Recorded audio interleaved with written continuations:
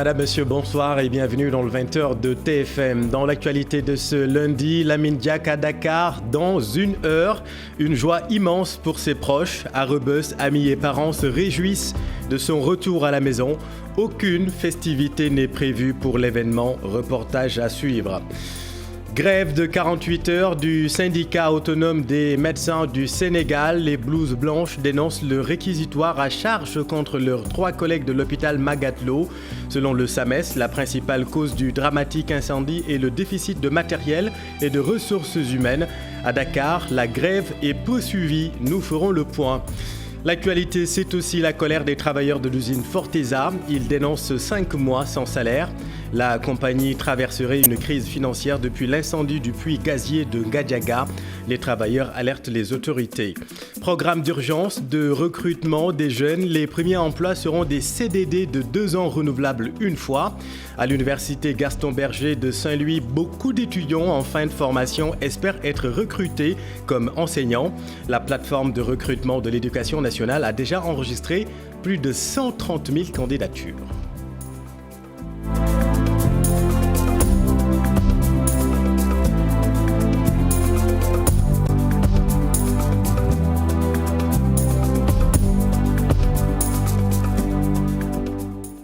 Mais d'abord, à Matam, le corps sans vie d'un déficient mental a été découvert sur la digue du fleuve vers le village de Tiguéré-Siré. La découverte a été faite par des bergers. Le corps de la victime a été déposé par les sapeurs-pompiers à la morgue de l'hôpital Ourossogui. Retour au pays natal pour Lamine Diack. L'ancien président de l'IAAF va retrouver les siens ce soir. L'atterrissage du vol Air France 718 est prévu tout à l'heure à 21h précisément. Et comme il l'avait souhaité, aucune festivité n'est prévue pour son retour à Rebeuss, quartier natal de Lamine Diack. Amis et proches se délectent tout simplement de son retour à la maison. Aminata Mbarisso et Ababakar Kamara. Devant la maison familiale des Diack, la vie suit son cours normal. Sur place, rien n'indique que le fils du quartier revient au pays natal. Il a demandé à ce qu'on le reçoive, qu'on respecte son truc. Alors, on respecte son truc. Il a demandé à ce qu'on... Après il pourra être clair. On avait prévu de faire quelque chose, mais on est en train de se concerter pour voir si il est d'accord, parce que Lamine Diack, c'est un homme humble et simple. À l'intérieur de la villa, comme dans les rues de Rebeuss, l'accueil du président Diack se fera, mais dans la plus grande sobriété. Comme il l'a demandé et comme sa famille le veut, il sera accueilli. Il n'y a rien au niveau du quartier qui est prévu pour l'accueil de Lamine Diack. Au niveau de l'ASEC, au niveau des trucs, rien n'est prévu pour l'accueil de Lamine Diack, absolument rien. 5 années d'absence, loin de sa famille, son petit frère Paas remet tout sur le compte du destin. À ce moment, nous ne pouvons que remercier Dieu. Remercier Allah uniquement.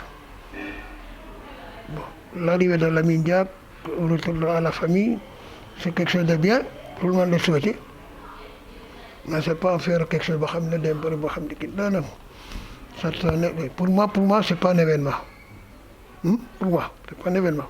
L'ancien président de l'IA2F était assigné à résidence en France depuis 2015 suite à des déboires judiciaires relatifs à sa gestion de la Fédération internationale d'athlétisme. Merci Aminata. Lamine Diack qui sera donc à Dakar dès ce soir. Son avion Air France 718 qui le ramène à Dakar va atterrir précisément à 21h. À la une également, la grève de 48 heures du syndicat autonome des médecins du Sénégal en assemblée générale à Linguère, à l'hôpital Magatlo. Les médecins dénoncent les déficits de matériel et de ressources humaines. Selon eux, ces manquements constituent la principale cause de l'incendie meurtrier qui a amené 4 nouveau-nés là-bas à l'hôpital Magatlo. Voyons tout cela avec Mamadou Moustapha Ndiaye et Oumar Ka. Après avoir décrété une grève de 48 heures pour soutenir leurs collègues placés sous contrôle judiciaire suite à l'incendie qui s'est déclaré au service néonatologie de l'hôpital Maguedlo, le SAMES a organisé une assemblée générale pour encore tirer la sonnette d'alarme. On est là aussi pour tirer la sonnette d'alarme parce que nous avons vu un réquisitoire à charge désignant des coupables, nous sommes venus pour tirer la sonnette d'alarme et mettre en exergue un peu les difficultés que tous les agents de santé vivent en rapport avec le déficit de matériel et de ressources humaines qui en réalité constituent des facteurs déterminants, voire précipitants, en tout cas de ce sinistre. Amadou Yeri Kamara réclame justice pour que la vérité puisse jaillir. Nous demandons une enquête impartiale et qui permette de réjaillir la vérité et nous demandons la dotation en équipement suffisant et l'affectation de personnel qui garantissent des soins de qualité. Mise sous contrôle judiciaire, la chef de service pédiatrie Dr Farsindao, très sereine, revient sur les circonstances de l'incendie. L'infirmière qui était de garde, comme d'habitude, elle a fait son travail normalement. Comme à chaque fois qu'elle est de garde, elle a donné aux enfants leur bain, elle a changé les draps, elle leur a donné le lait. Ensuite, elle est sortie. Et ce sont les techniciennes de surface qui devaient passer après elle nettoyer la salle. Donc durant ce laps de temps, elle devait sortir normalement, elle devait sortir pour libérer la salle, pour les techniciennes de surface qui viennent faire le ménage dans la salle. C'est en ce laps de temps que l'incendie s'est passé. Négligente, je leur dirais d'abord de venir voir notre travail, comment on travaille. On est à l'hôpital. Moi, par exemple, je suis à l'hôpital tous les jours, même le samedi, le dimanche, je passe sans qu'on m'appelle. Et à la question de savoir si la grève a été respectée, oui, à Sédhiou, le mot d'ordre a été suivi. Là-bas, les blouses blanches dénoncent les réactions à charge de la tutelle. Suivant le docteur Djabel Dramé, il est le secrétaire général SAMES Sédhiou. Il est survenu le samedi 24 avril 2021. Un incendie dans l'enceinte de l'EPS 1 de Linguère, entraînant le décès de 4 nouveau-nés. Nous nous inclinons devant la mémoire de ces nouveau-nés et adressons nos sincères condoléances aux familles éplorées. Cet incident malheureux ramène la question du déficit en ressources humaines dans les différentes structures sanitaires du pays, mais aussi le manque de matériel adéquat pour la prise en charge optimale de notre chère population. Pire, au lieu de prendre ses responsabilités par rapport à la situation de Linguère, le ministre s'acharne contre ces valeureux techniciens au niveau de l'EPS 1 de Linguère pour leur faire porter le chapeau, alors que la responsabilité sur cette affaire est partagée à tous les niveaux. Quand l'incident s'est produit au niveau de l'EPS 1 de Linguère, on a vu que la structure a bénéficié d'une affectation de 7 agents qualifiés et aussi d'un matériel de néonatologie flambant neuf dans les 112 heures qui ont suivi. Ceci constitue un manque de respect notoire à la population de la part de la tutelle. Et la grève du SAMES n'a pas remporté un franc succès à Dakar. Nos équipes ont fait le constat dans 2 établissements et vous allez le voir, les services ont plutôt fonctionné normalement. Maïmouna Ndiaye et Youssou Baro. Très tôt le matin, cette dame s'est rendue à l'hôpital Idrissa Pouye, ex-CTO, en compagnie de sa fille qui doit faire des analyses. Elle affirme avoir été bien servie malgré la grève totale de 48 heures du SAMES annoncée. Moi, je ne savais pas qu'il y avait grève. J'ai vu le personnel, il y a les malades, tout le monde circule. Je n'ai pas senti ça. Même constat fait par cet accompagnant de malades. Je n'étais pas au courant de cette grève de 48 heures. Nous ne l'avons pas senti sincèrement. Nous sommes pris en charge totalement. Nous voilà dans une autre structure sanitaire. À Abass Ndao, le service se passe normalement. Je suis venu récupérer mes résultats d'analyse. Je ne savais même pas qu'il y a grève. Les médecins sont là comme si de rien n'était. Malgré tout, le syndicat maintient sa plateforme revendicative des ressources humaines et matérielles en nombre et en qualité, un combat légitime de la vie de ce malade. Les médecins doivent aller travailler en toute sérénité. Ils font un exercice noble et remarquable. J'estime qu'ils doivent être mieux considérés pour mener à bien leur mission. Le SAMES devra alors remobiliser ses membres, l'idée de faire adhérer tout le monde à cette cause, une fausse note qui a fait l'affaire des malades venus se soigner. Merci Maïmouna. L'actualité de la santé, c'est aussi cette saisie record, une fois de plus, de médicaments frauduleux à Kër Ayib. Cette saisie record de la douane est estimée à plus d'1 milliard de francs CFA. Les associations de défense des consommateurs et des professionnels de la santé s'inquiètent de cette intensité du trafic de faux médicaments au Sénégal. On voit tout cela avec Ibrahima Diamé et Falikaï.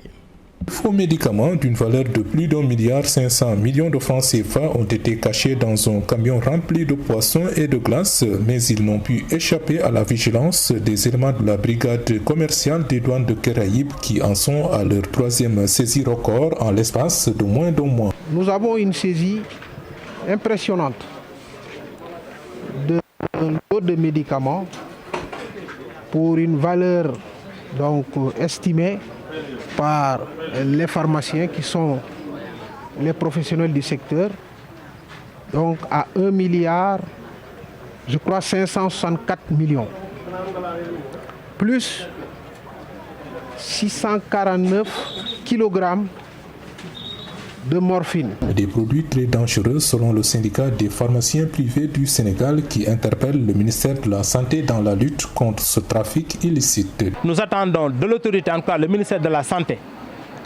qu'il prenne des mesures fortes et qu'il comprenne que la lutte contre ce trafic doit constituer un chantier et non pas n'importe quel chantier, doit constituer une urgence pour le ministère de la Santé.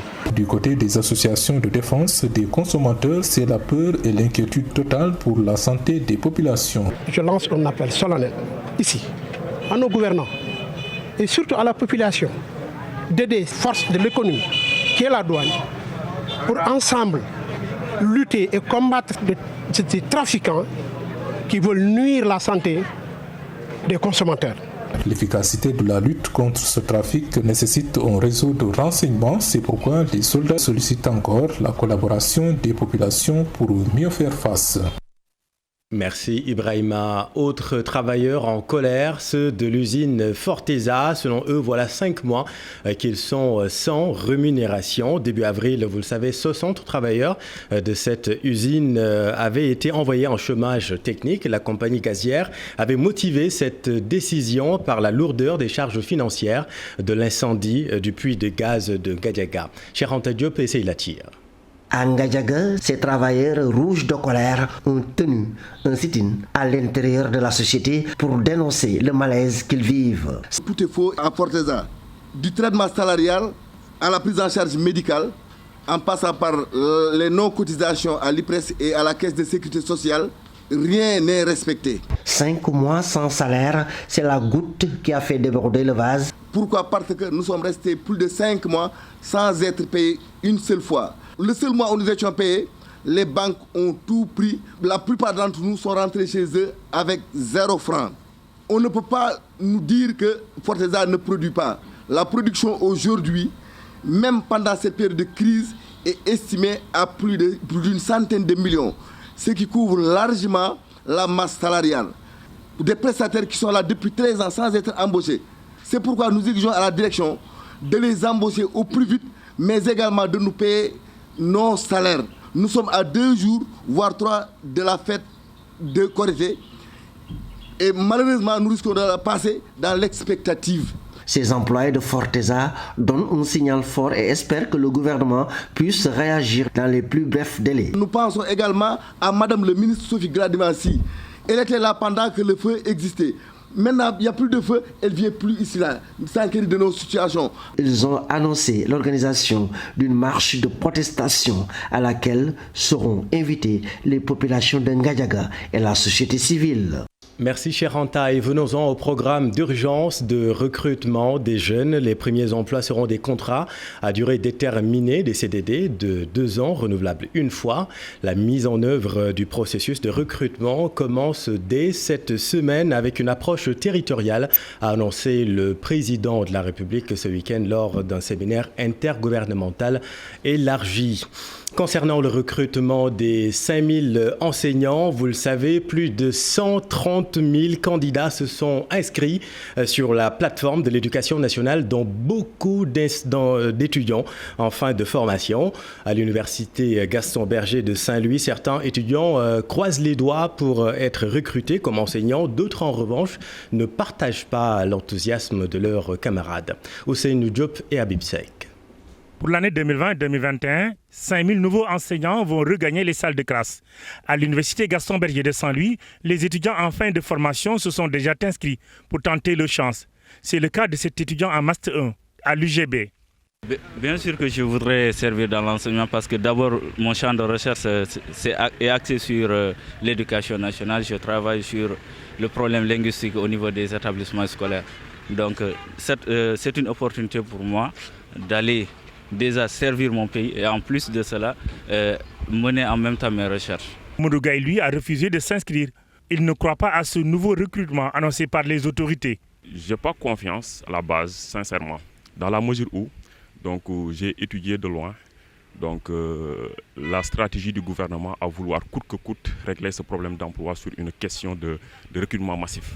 Et vu la manière dont le gouvernement veut coûte que coûte recruter les enseignants, je n'ai pas du tout confiance. C'est la raison pour laquelle je n'ai pas jugé nécessaire de m'inscrire. Son ami Amidou Oumar Fall, lui, a déjà fait sa demande et attend avec impatience les premiers résultats. On croit à 30%, mais les 70% autres qui restent, c'est autre chose. En 2 jours seulement, on demandait 5 000, n'est-ce pas? En 2 jours, on a eu plus de 101 000 inscrits. Donc là, l'État ne peut pas régler ce problème. Même s'il règle ce problème, il va sacrifier la vie de nos frères. Parce qu'on ne peut pas former un enseignant, soi-disant enseignant, à 3 mois ou bien 4 mois pour devenir un enseignant. C'est impossible. Sur les 5000 enseignants recrutés, certains seront formés pour être opérationnels avec une formation accélérée. Ce recrutement, annoncé par le chef de l'État Macky Sall, participe à résoudre le manque criard d'enseignants dans les écoles publiques. Et Dakar continue de formuler son plaidoyer pour l'orientation des sortants de la FASTEF ou du CRFP, pour combler le déficit du personnel enseignant au niveau du moyen secondaire. C'est ce qu'a fait savoir l'inspectrice d'académie lors de la revue régionale annuelle du Paquet. Écoutons là-dessus Khadijatou Diallo avec Alassane Ba. Dakar et Thiès, ça fait des années où nous n'avons pas de sortants, ni de la FASTEF, ni du CRFPE. Et ça pose un problème. Parce que nous recevons des enseignants qui viennent des régions et qui sont souvent malades ou bien qui ont fait beaucoup d'années dans les régions et qui viennent ici un peu fatigués et malades surtout. Ce qui fait que nous avons des déficits et c'est ça qui est un peu paradoxal. Nous avons des déficits énormes au niveau de l'élémentaire, au niveau du moyen secondaire. Par exemple, on ne peut pas sortir des enseignants de l'élémentaire pour en faire des surveillants, parce que sinon on ferme des classes. Et nous l'avons vu, le rapport l'a dit, qu'au niveau de la région de Dakar quand même, nous avons une très bonne utilisation rationnelle donc des ressources humaines. Dans le cadre des compétences transférées aussi, nous avons vu tout l'apport que les collectivités territoriales ont eu à faire, mais nous gagnerions à ce que cela soit rendu plus visible, que l'on sache au niveau des communes, au niveau des territoires, qu'est-ce qui est injecté dans l'éducation, puisque c'est une compétence transférée, que nous ayons l'information. Et puis la société CSTP, chargée de la réfection des stades régionaux, se démarque de la non-homologation du stade de Lat Dior de Thiès. La compagnie dit avoir respecté les obligations qui lui sont assignées par le cahier des charges. La direction a tenu une conférence de presse compte rendu Cheikh Diop et Amadou Ba. La CSTP SA se lave à grande eau dans l'affaire du déficit de stade aux normes au Sénégal. Elle déclare n'être fautive en rien au problème d'homologation du stade Lat Dior de Thiès. Nous, on avait un contrat qui est très précis. On doit réaliser un stade de proximité. On doit réfectionner plutôt le stade Lat Dior pour en faire un stade de proximité pour permettre aux jeunes Thiessois de pouvoir jouer le navétane et de pouvoir jouer le championnat sénégalais. Et pour parler de l'homologation, nous avons pris sur nous, par rapport aux pelouses synthétiques, d'avoir la certification FIFA. Toutes les pelouses que nous amenons ici au Sénégal ont une certification FIFA. Tous les projecteurs que nous montons au Sénégal ont une certification FIFA. Avec plus d'une trentaine d'années d'expérience dans les travaux publics, la CSTP précise ses limites dans les réfections des stades. Et suivant le cahier de charge qui nous a été fourni, nous avons réalisé les travaux qui nous avaient été demandés et ces travaux ont été réceptionnés. Par exemple, sur le stade de Ngalandou, j'ai vu une publication, on parlait des toilettes du stade Ngalandou. Le stade Ngalandou, ce qu'on a fait, on n'a touché à aucun ciment. Ce qu'on a fait, c'est la pelouse synthétique. Pointé du doigt par l'opinion publique sur la qualité de ses prestations, la CSTP vante ses services, pas encore remis en cause par les commanditaires.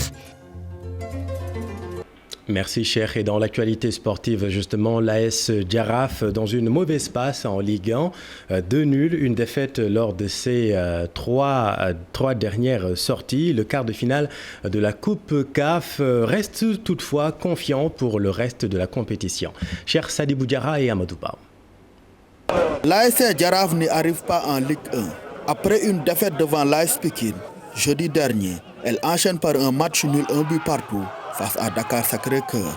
Un point arraché grâce à l'égalisation de Chérif Diallo après avoir longtemps couru derrière le score. Et n'oubliez pas qu'on a raté un penalty. Donc pour vous dire qu'on pouvait gagner ce match. Et malheureusement, on a fait un match nul. En championnat, il faut essayer d'ajouter toujours un point. Et pour moi, c'est un bon point. Ils ont marqué un but sur corner dû à la passivité de notre défense. En deuxième période, il fallait faire un réajustement au niveau du milieu, au niveau de l'attaque. C'est ce qu'on a fait. On a sorti Mako, qui n'était pas encore prêt physiquement, mais techniquement bon, surtout en première période. Il fallait amener du champ neuf au milieu et en attaque. Ce qu'on a fait et ce qui a payé à la minute suivante. Même sur une série de 3 rencontres sans victoire, les Verts et Blancs refusent de parler de crise. Ils gardent confiance pour la suite. Avec 2 matchs de retard, si on les gagne, on revient peut-être dans le podium. Pour vous dire qu'on n'est pas du tout encore largué. On aurait pu être largué si aujourd'hui on aurait pu avoir une défaite sans avoir de points. Sur le plan africain, certes, on fait de très bons matchs. Sur le plan national, vous savez, tous les matchs du Jaraaf sont les finales parce que nous représentons le Sénégal sur le plan africain. Nous sommes conscients. La motivation aussi qui est au niveau des matchs africains, j'ai l'impression que ça reste aussi au niveau du championnat national. Nous en avons parlé à la mi-temps. Nous allons encore conscientiser les gosses après ce match parce que moi, ce que j'ai observé, c'est qu'il y a moins de motivation sur les matchs de championnat que sur les matchs de Coupe CAF. Donc c'est un gros problème. L'AS Jaraaf conquérante en Coupe CAF peine à être régulière en Ligue 1 depuis le début de la saison. Elle est actuellement 10e au classement avec 19 points. Et en basket, à présent, à 6 jours de son entrée en lice dans la Basket African League, l'AS Douanes peaufine ses stratégies à Kigali, le représentant du Sénégal qui compte défendre crânement ses chances selon l'entraîneur Mamadou Gueye Pabi que nous écoutons. Puis un mot sur l'international en Centrafrique. Un Français détenant une énorme quantité d'armes et de munitions a été arrêté ce lundi. L'annonce a été faite sur Twitter par le porte-parole du gouvernement centrafricain. Voilà, c'est la fin de cette édition. Merci infiniment de votre attention. À suivre ce soir les 5 minutes de SAS Pape Anne, Ziar avec Yawa et Modefal, et un peu plus tard en deuxième partie de soirée, quartier général avec Pape Cher et toute l'équipe. On se quitte en musique quand même. Vous le savez, ce 11 mai, donc demain 11 mai, marque le 40e anniversaire de la disparition de Robert Nesta Marley. Voilà 40 ans que nous a quitté Bob Marley. 40 ans, c'est énorme.